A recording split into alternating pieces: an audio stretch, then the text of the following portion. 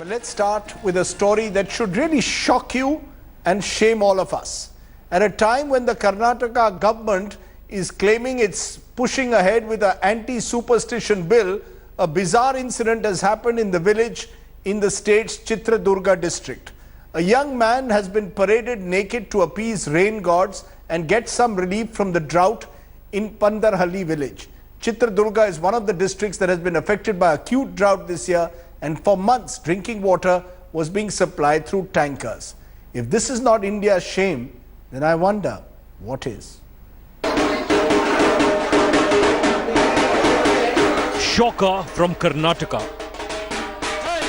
Exploitation in the name of faith. A child being paraded naked in Pantherhalli village of Chitradurga district. The child was subjected to this cruelty for appeasing the rain gods. Chitradurga is one of the districts affected by acute drought this year, and for months drinking water was being supplied through tankers here. The villagers first stripped the young boy and then adorned him with flowers. They made him carry an idol of Lord Ganesha and walk through the streets of the village. The child was later dressed in new clothes once this bizarre ritual was complete. As the outrage peaks over the incident, the Child Rights Commission has called for an immediate halt to this ritual. Meanwhile, the Karnataka State Commission for Protection of Child Rights has promised to take action against those involved in this ritual. Karnataka government is trying to garner as much support as possible for the anti-superstition bill. But blind faith and superstition is deeply embedded in our social fabric. So the biggest challenge is not just to create awareness amongst people, but also to educate them and tell them that blind faith and superstition bears no fruit. Rohini Swami in Bangalore for India Today.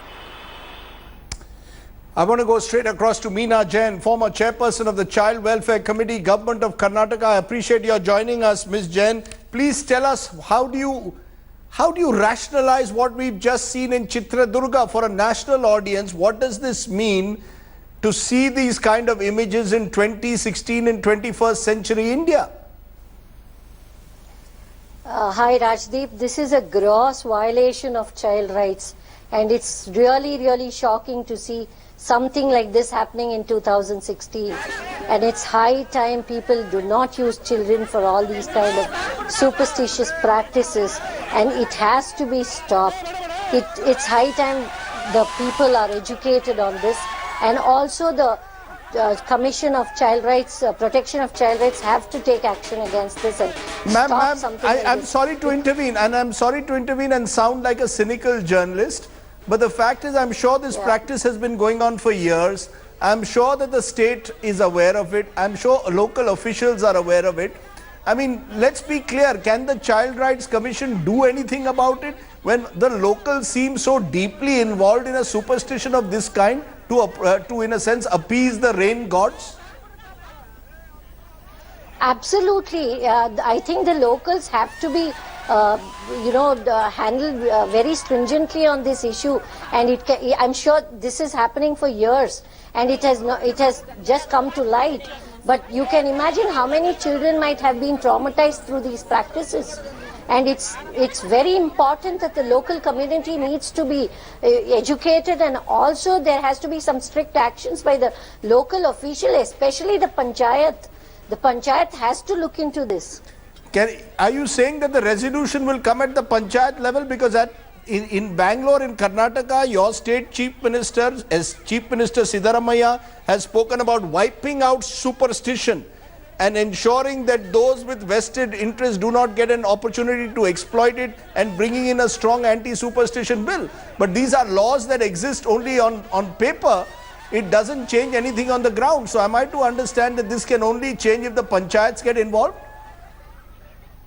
No, it cannot happen only at that level. It has to start from the state and filter down to the panchayat level, and absolutely even under the Juvenile Justice Act, this has to be taken into cognizance and seen that these kind of things are not happening with children. And it is very important that the state has to look into it and make sure that this is enforced immediately. Because parents, the villagers all seem involved in this. So who do you then single out? Absolutely. If the entire community is getting involved in a practice like this, what then happens? Who's going to be held accountable? The entire village? I think it's all of us together have to be held accountable to something so gross like this that's happening to a child of that age. And it's very important that all of us will fight. I mean, we have to fight against such superstitious practices. And it's very, very important that some amount of knowledge and awareness has to be created on all these issues with the local community. And that has to happen with the governance of those villages and the districts.